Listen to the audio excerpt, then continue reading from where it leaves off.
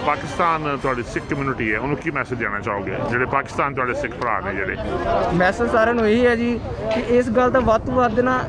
ਪ੍ਰਚਾਰ ਕੀਤਾ ਜਾਵੇ ਕਿਉਂਕਿ ਦੁਨੀਆ ਨੂੰ ਪਤਾ ਨਹੀਂ ਹੈਗਾ ਇਸ ਗੱਲ ਦਾ ਕਿਉਂਕਿ ਜਿਹੜੇ ਟੈਲੀਵਿਜ਼ਨ ਚੈਨਲ ਨੇ ਉਹ ਦਿਖਾਉਂਦੇ ਨਹੀਂ ਇਸ ਗੱਲ ਨੂੰ ਕਿਉਂਕਿ ਜਾਂ ਹੋ ਸਕਦਾ ਸਰਕਾਰਾਂ ਦੇ ਦਬਾਅ 'ਚ ਆ ਕੇ ਚਲੋ ਸਰਕਾਰਾਂ ਜਿਹੜੇ ਚੈਨਲ ਨੇ ਉਹਨਾਂ ਨੂੰ ਦਬਾ ਸਕਦੇ ਨੇ ਪਰ ਜਿਹੜੇ ਸਾਡੇ ਸੋਸ਼ਲ ਮੀਡੀਆ ਨੇ ਉਹਨਾਂ ਨੂੰ ਨਹੀਂ ਦਬਾ ਸਕਦੇ ਸਾਡੀ ਆਵਾਜ਼ ਨੂੰ ਨਹੀਂ ਦਬਾ ਸਕਦੀ ਕੋਈ ਵੀ ਤੁਸੀਂ ਇੱਥੇ ਪਾਕਿਸਤਾਨੀ ਇਹਨਾਂ ਦਾ ਪਿਆਰ ਕਰਨੇ ਅਸੀਂ ਸਾਰੇ ਦੇਖੋ ਅੱਜ ਅਸੀਂ ਪਾਕਿਸਤਾਨ ਇੱਥੇ ਪੂਰੇ ਦਿਨ ਦੀ ਕਮਿਊਨਿਟੀ ਆਈ ਹੈ ਕੀ ਕਹਿਣਾ ਚਾਹੁੰਦੇ ਹੋ ਉਹਨਾਂ ਪਾਕਿਸਤਾਨੀਆਂ ਨੂੰ ਦੇਖੋ ਜੀ ਇਹ ਦੇਖੋ ਤੁਹਾਡੇ ਸਾਹਮਣੇ ਪਾਕਿਸਤਾਨੀ ਸਾਡੇ ਦੋਸਤ ਨੇ ਜਿਹੜੇ ਤੁਹਾਡੇ ਮੁਹੱਬਤ ਵਾਸਤੇ ਆਏ ਨੇ ਸਾਰੇ ਕਿ ਸਿਰਫ ਤੁਹਾਡੇ ਨਾਲ ਏਕਤਾ ਕਰਨ ਵਾਸਤੇ ਕੀ ਕਹਿਣਾ ਚਾਹੋਗੇ ਸਾਰਾ ਇਹਨਾਂ ਦਾ ਬਹੁਤ ਹੈ ਜੀ ਪਹਿਲੇ ਆਜੋ ਨਾਲ ਆਜੋ ਕੋਈ ਨਹੀਂ ਥੋੜੇ ਜ਼ਿਆਦਾ ਕਿ ਪਿਆਰ ਸਾਡਾ ਪਹਿਲੇ ਤੋਂ ਹੀ ਬਹੁਤ ਹੈ ਜੀ ਪੰਜਾਬ ਦੇਖੋ ਜੀ ਲਹਿੰਦਾ ਪੰਜਾਬ ਤੇ ਚੜ੍ਹਦਾ ਪੰਜਾਬ ਇੱਕੋ ਹੀ ਹੈ ਜੀ ਬੋਲੀ ਵੀ ਇੱਕੋ ਹੀ ਸਾਡੀ ਹੈ ਜੀ ਇਸ ਕਰਕੇ ਬੋਲੀ ਵੀ ਇੰਨੀ ਪਿਆਰ ਦੀ ਜੀ ਸਾਡਾ ਆਪਸ 'ਚ ਵੀ ਪਿਆਰ ਦੇ ਰਹਿੰਦੇ ਸਰਕਾਰਾਂ ਦੇ ਮਤਭੇਦ ਪਾਏ ਹੋਏ ਨੇ ਸਾਰੇ ਹੁਣ ਬਹੁਤ ਆਪਾਂ ਸੋਸ਼ਲ ਮੀਡੀਆ ਦੇਖਿਆ ਸਾਡੇ ਪਾਕਿਸਤਾਨੀ ਵੀਰ ਬਹੁਤ ਸਾਡਾ ਸਾਥ ਦੇ ਰਹੇ ਨੇ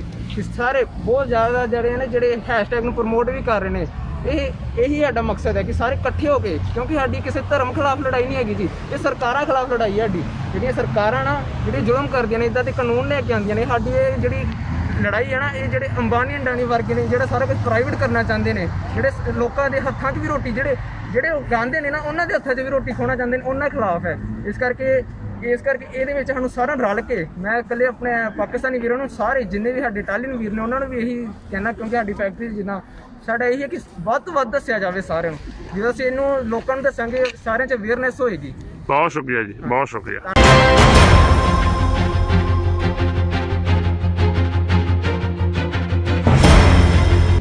ਬਾਕੀ ਸਾਡੇ ਵਿੱਚ ਆਏ ਹੋਏ ਬਹੁਤ ਹੀ ਸਾਡੇ ਸਤਿਕਾਰਯੋਗ ਭੱਟ ਸਾਹਿਬ ਉਹਨਾਂ ਨੂੰ ਬੇਨਤੀ ਹੈ ਜਿਹੜੇ ਕਿ 2-4 ਮਿੰਟ ਲਈ ਆਪਣੇ ਵਿਚਾਰ ਰੱਖਣਗੇ ਔਰ ਮੈਂ ਭੱਟ ਸਾਹਿਬ ਨੂੰ ਬੇਨਤੀ ਕਰਾਂ ਉਹ ਕੁਝ ਮਿੰਟ ਲਈ ਆਪ ਦੇ ਸਨਮੁਖ ਹੋਣ ਵਾਹਿਗੁਰੂ ਜੀ ਕਾ ਖਾਲਸਾ ਵਾਹਿਗੁਰੂ ਜੀ ਕੀ ਫਤਿਹ ਬਿਸਮਿਲ੍ਲਾਹਿਰਰਹਿਮਾਨਿਰਰਹੀਮ ਅੱਜ ਮੈਂ ਵੀ ਤੁਹਾਡੇ ਨਾਲ ਮਿਲ ਕੇ ਕਹਾਂਗਾ ਕਿ ਵਾਹਿਗੁਰੂ ਜੀ ਕਾ ਖਾਲਸਾ ਵਾਹਿਗੁਰੂ ਜੀ ਕੀ ਫਤਿਹ ਦੋਸਤੋ ਗੱਲ ਇਹ ਹੈ ਕਿ ਇਹ ਲੜਾਈ ਅਸੂਲ ਦੀ ਲੜਾਈ ਹੈ ਇਹਦੇ 'ਚ ਮਜ਼ਹਬ ਧਰਮ ਕੋਈ ਨਹੀਂ ਮੈਨੂੰ ਇਹ ਵੀ ਪਤਾ ਹੈ ਕਿ ਕੁਝ ਹਲਕਿਆਂ ਦੀ ਜਾਨ ਤੋਂ ਇਹ ਪ੍ਰੋਪੇਗੈਂਡਾ ਕੀਤਾ ਜਾ ਰਿਹਾ ਕਿ ਮੁਸਲਮਾਨ ਜਾਂ ਪਾਕਿਸਤਾਨ ਹੈ ਅਗਰ ਅਸੀਂ ਇਸ ਗੱਲ ਨੂੰ ਲਵੀਏ ਤਾਂ ਤੁਸੀਂ ਆਪਣੀ ਹਿਸਟਰੀ 'ਚੋਂ ਭਾਈ ਬਾਲੇ ਨੂੰ ਭਾਈ ਮਰਦਾਨੇ ਨੂੰ ਹਿਸਟਰੀ 'ਚੋਂ ਕੱਢ ਸਕਦੇ ਹੋ ਕਦੀ ਵੀ ਨਹੀਂ ਕੱਢ ਸਕਦੇ ਕਿਉਂਕਿ ਇਹ ਉਹ ਹਕੀਕਤਾਂ ਨੇ ਜਿਨ੍ਹਾਂ ਦਾ ਅਸੀਂ ਫੇਸ ਕਰਨਾ ਹੈ ਉਹਨਾਂ ਹਕੀਕਤਾਂ ਨੂੰ ਮੰਨਣਾ ਹੈ ਦੂਸਰੀ ਗੱਲ ਇਹ ਅੱਜ ਦੇਖ ਲਓ ਪਾਕਿਸਤਾਨ 'ਚ ਜਿੱਥੇ ਵੀ ਕਿਸਾਨ ਹੈ ਉਹ ਤੁਹਾਡਾ ਦਰਦ ਮਹਿਸੂਸ ਕਰ ਰਿਹਾ ਹੈ ਇੱਥੇ ਸਾਡੀ 1.5-2 ਲੱਖ ਦੀ ਪਾਕਿਸਤਾਨੀ ਕਮਿਊਨਿਟੀ ਹੈ ਹਰ ਬੰਦਾ ਇਸ ਦਰਦ ਨੂੰ ਮਹਿਸੂਸ ਕਰ ਰਿਹਾ ਕਿ ਸਾਡੇ ਜਿਹੜੇ ਕਿਸਾਨ ਭਰਾ ਨੇ ਬੁਨਿਆਦੀ ਤੌਰ ਤੇ ਉਹਨਾਂ ਦਾ ਹਕੂਕ ਜਿਹੜੇ ਨੇ ਮਾਰੇ ਜਾ ਰਹੇ ਨੇ ਉਹਨਾਂ ਨੂੰ ਤਕਲੀਫ ਪਹੁੰਚਾਈ ਜਾ ਰਹੀ ਹੈ ਉਹਨਾਂ ਤੇ ਜ਼ੁਲਮ ਕੀਤਾ ਜਾ ਰਿਹਾ ਅੱਜ ਨਾ ਸਿਰਫ ਇਹ ਬਲਕਿ ਇਟਲੀ ਤੋਂ ਇਲਾਵਾ ਪੂਰਾ ਯੂਰਪ ਇਸ ਗੱਲ ਨੂੰ ਜਾਣ ਚੁੱਕਿਆ ਹੈ ਕੈਨੇਡਾ ਤੁਸੀਂ ਚਲੇ ਜਾਓ ਅਮਰੀਕਾ ਚਲੇ ਜਾਓ ਤੁਸੀਂ ਇੰਗਲੈਂਡ ਚਲੇ ਜਾਓ ਪੂਰੀ ਦੁਨੀਆ 'ਚ ਲੋਕਾਂ ਨੂੰ ਮੈਸੇਜ ਆ ਰਿਹਾ ਲੇਕਿਨ ਇਸ ਮੈਸੇਜ ਨੂੰ ਪਹੁੰਚਾਉਣ ਦਾ ਮਤਲਬ ਇਹ ਹੈ ਕਿ ਦੁਨੀਆ ਹਕੀਕਤ ਜਾਣ ਰਹਿ ਕੇ ਚੰਦ ਲੋਕ ਨੇ ਸ਼ਰਪਸੰਦ ਜਿਹੜੇ ਲੋਕਾਂ ਨੂੰ ਕਹਿੰਦੇ ਨੇ ਸ਼ਰਪਸੰਦ ਉਹਨਾਂ ਲੋਕਾਂ ਨੇ ਕਿੰਨਾ ਵੱਡਾ ਫਿਤਨਾ ਕਿੰਨੀ ਵੱਡੀ ਸ਼ੈਤਾਨੀਅਤ ਫੈਲਾ ਰਹੇ ਨੇ ਕਿੰਨਾ ਇਨਸਾਨ ਨੂੰ ਤੰਗ ਕਰ ਰਹੇ ਨੇ ਅਸੀਂ 2020 'ਚ ਅੱਜ ਉਹ ਵਕਤ ਨਹੀਂ ਰਹਿ ਗਿਆ ਕਿ ਕਿਸੇ ਬੰਦੇ ਨੂੰ ਚੰਦ ਪੁਰਾਣੇ ਨਾਅਰੇ ਲਾ ਕੇ ਮਜ਼ਹਬ ਦੀ ਬੁਨਿਆਦ 'ਤੇ ਵੰਡ ਕੀਤੀ ਜਾਵੇ ਉਹਦੀ ਜਾਂ ਉਹਨਾਂ ਨੂੰ ਕੀਤਾ ਜਾਵੇ ਬਲੈਕਮੇਲ ਕੀਤਾ ਜਾਵੇ ਅੱਜ ਦੁਨੀਆ ਹਕੀਕਤ ਜਾਣ ਚੁੱਕੀ ਹੈ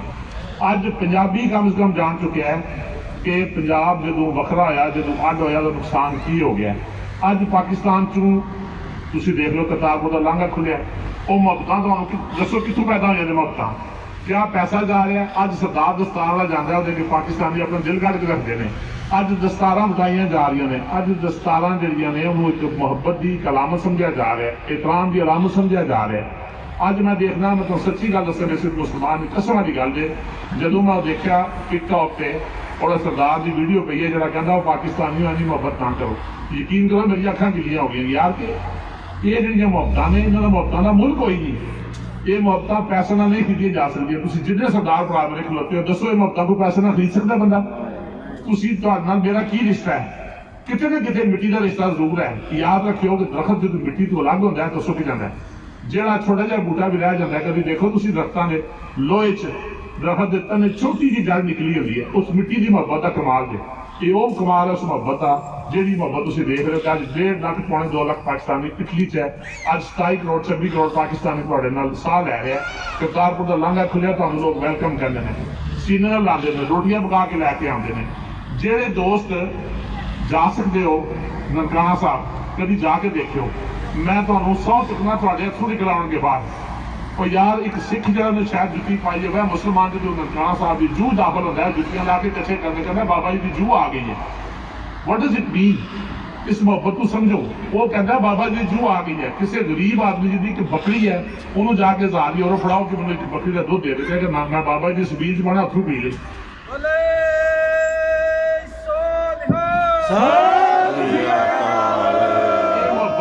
ਇਹ ਨਾ ਪੈਸੇ ਨਾਲ ਆਉਂਦੀ ਜੇ। ਮੈਂ ਤੁਹਾਨੂੰ ਟਿੱਕੀਆਂ ਮਿਸਾਲਾਂ ਦਿਆਂ। ਹੁਣ ਦੇਖੋ ਤੁਸੀਂ ਕਿ ਇੱਥੇ ਜਿਹੜੇ ਲੋਕ ਕਥਾਰ